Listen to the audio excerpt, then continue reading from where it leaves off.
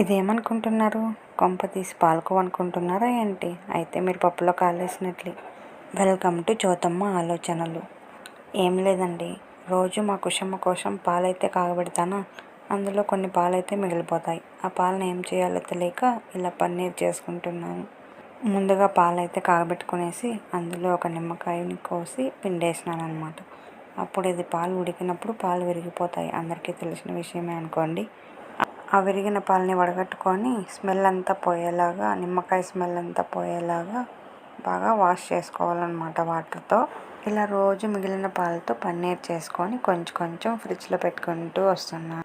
ఇది బెస్ట్ ఐడియానే కదా, ఎందుకంటే రాత్రి మిగిలిన సద్దిపాలు కదా, ఇంట్లో అందరూ నేనెందుకు సద్దిపాలు తాగాలి, నువ్వు తాగొచ్చు కదా అని అనుకుంటారు కదా. అలా ఒకరి మీద ఒకరు వేసుకునే బదులు ఇలా పన్నీర్ చేసుకొని కూర చేసుకొని తింటే బాగుంటుంది కదా అని చెప్పి ఇలా ప్లాన్ చేశా.